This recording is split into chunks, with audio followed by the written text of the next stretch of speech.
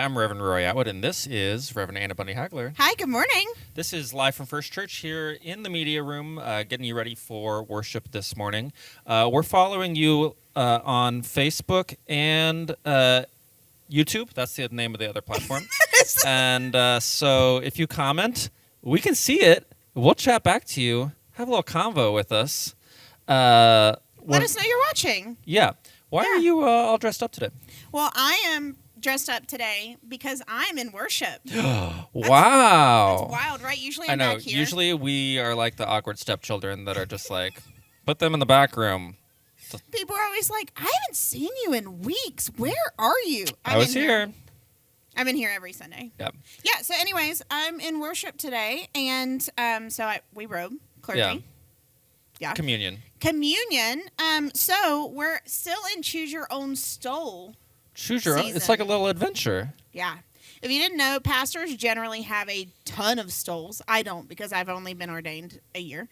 Anyway, my friend Liz, I'm a quilter, and my friend Liz made me... Is also a quilter. Yes. She quilted this stole for me. It's really pretty. Thank you. I think so, too. Because usually in this time we wear green. Yes, stoles. except it's white for communion. Oh, we do white for communion? Yeah. It's an interesting thing I learned about the place where I work.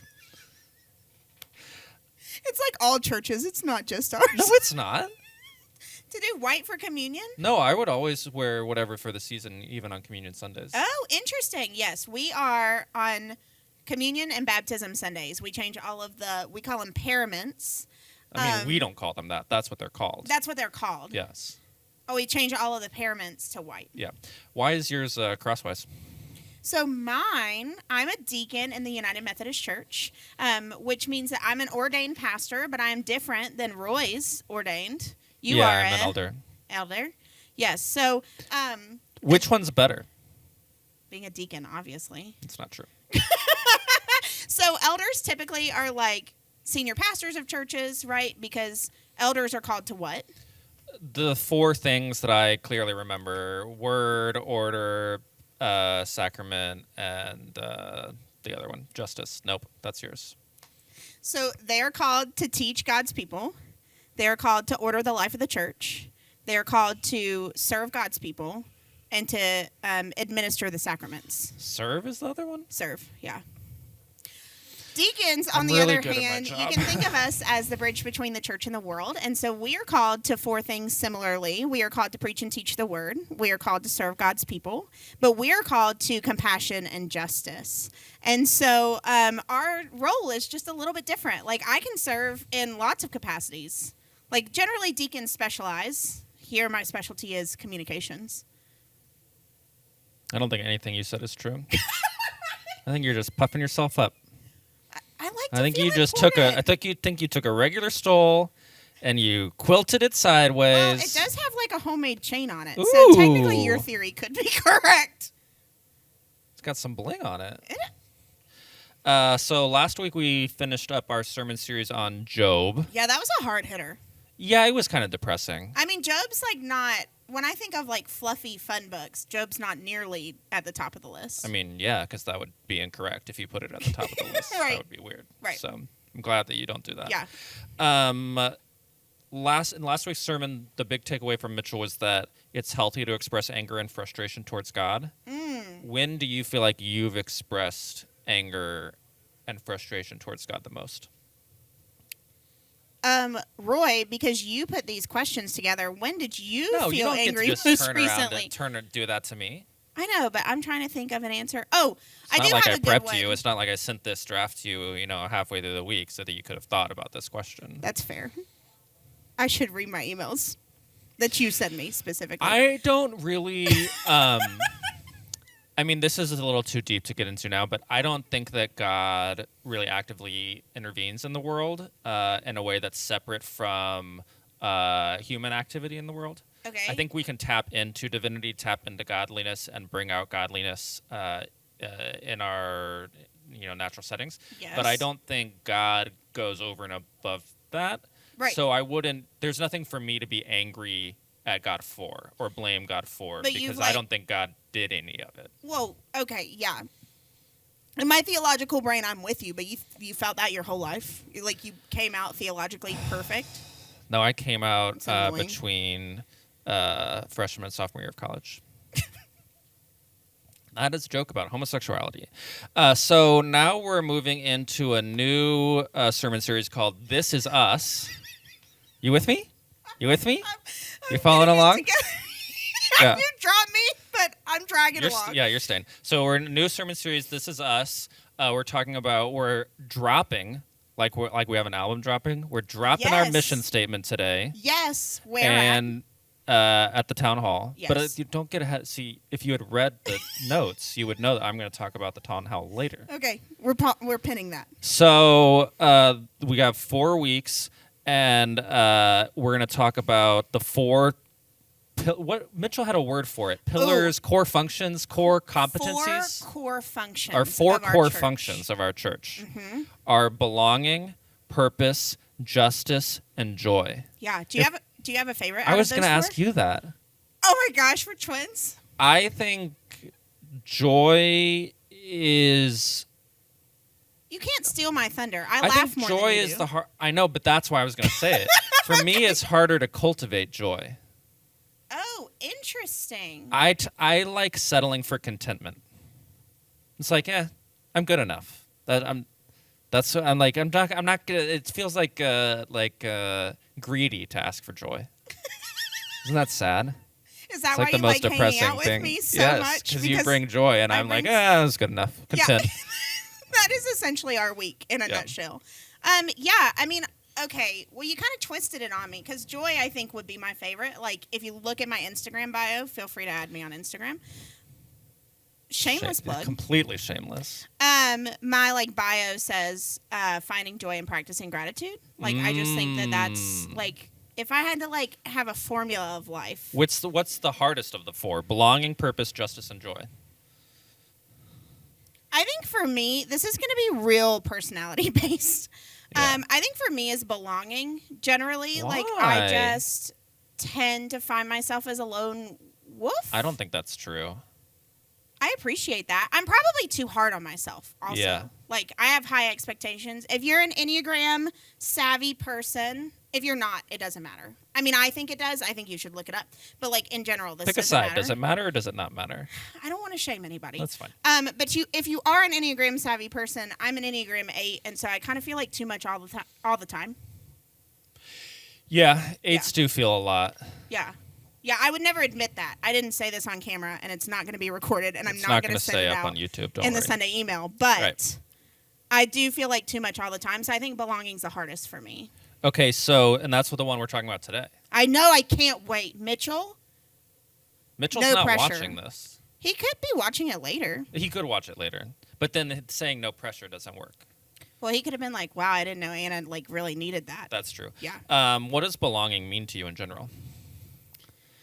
Gosh, this is the hard part about these 4 core functions is they're words that are hard to define. Like, we just say them. Yes. I think belonging to me is one, finding your people. Yeah. And knowing that just because you find your people, there's not ever going to not be conflict. Like, you can't go conflictless. But also, when you find your people, when there's conflict, there should be resolution. That's true. Well, as an 8 on the Enneagram, you generate conflict sometimes. A little bit to keep the plot interesting. Yeah. Yeah. I think that belonging, for me, it also means feeling like you have found your place. Yeah. So that kind of plays into purpose, which is next. Yeah, but it's not as much purpose as it is I would say purpose is like you found your calling and you found what you're supposed to do as an activity, but belonging is more centered and rooted of I found where I like a safe harbor. Rooted is a good word to use in conjunction with it, I think. Yeah. Rooted. Yeah. I would be curious if you are watching this live, comment which of the 4 you maybe find the most exciting. Or and then if you're not watching it live, comment and we'll check the comments later. we do love checking comments. Yeah, that's like I love to give a little heart to the comment. Yeah, that's one of the best parts of our job. Really, is to like engage. Yeah, and then when the trolls find it and they're like, "Women can't preach," you're like, "Okay, thanks for that thank you. contribution. Tell me we're why. really gonna change our mind because of the YouTube comments." Yeah. Well, the last thing I want to say about this, and then I know we need to go into some announcements, is I'm really looking forward to this sermon, and I just want to remind you, whether you're live or watching this later, you can access the sermon anytime on YouTube. Go back and watch it. Go back and share it. Share it. That's what helps us the most. I was about to say, people ask us all the time, like, y'all are doing such great things online. How can I be helpful? And it's like, please share it and comment on it. Comment, share. Those are the three things. Yeah.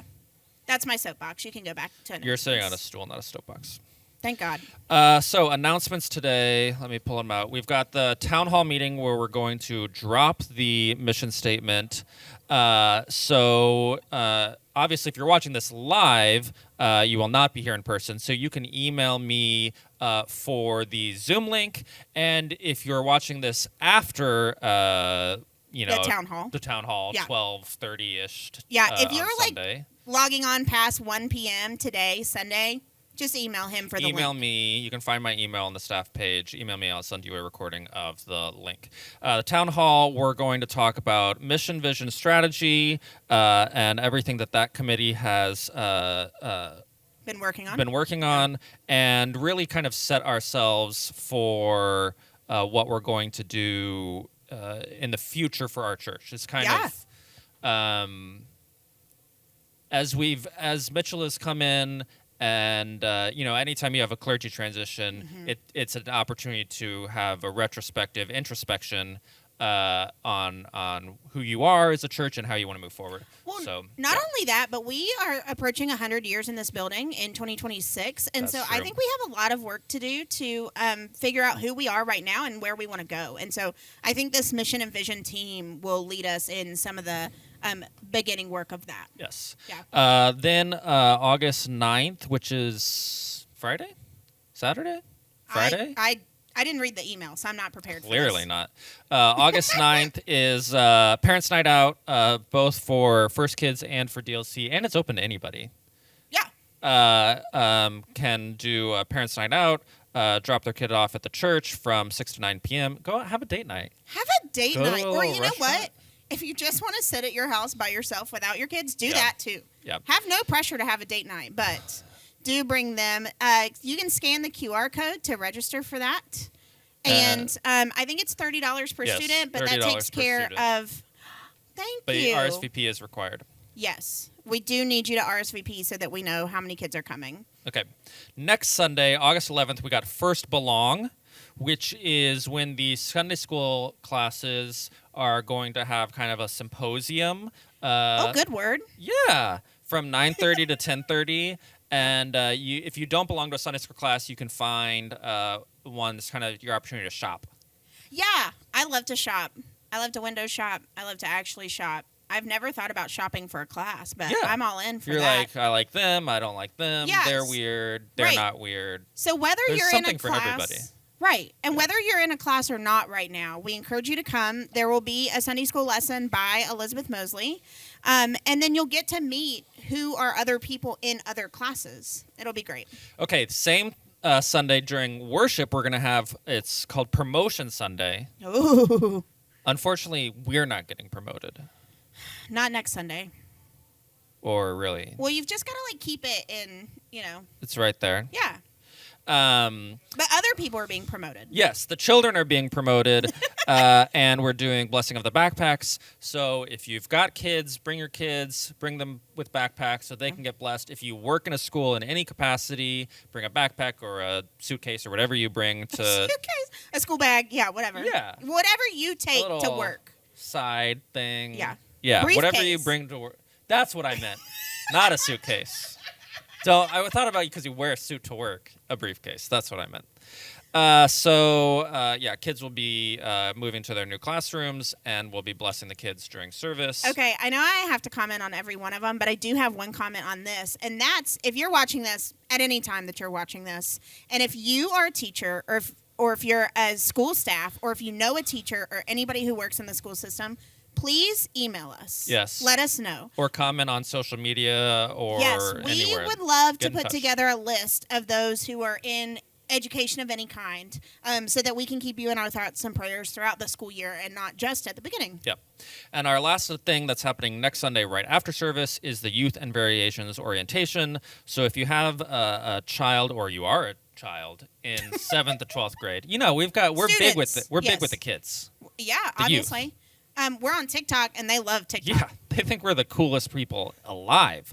So after service, noon to 1, in the upper room, there's going to be an orientation for those attending who are going to be part of the youth group and who want to be a part of the Variations choir. Yes. Okay, so that's about all we have time for today. Thank you for joining us. Thank you for joining me. Anytime. Really my best work friend. You're my best work friend. Oh, I don't know if that's true. You're my I best was telling work the truth. friend. Don't I even don't try. like- I Don't even like try. having-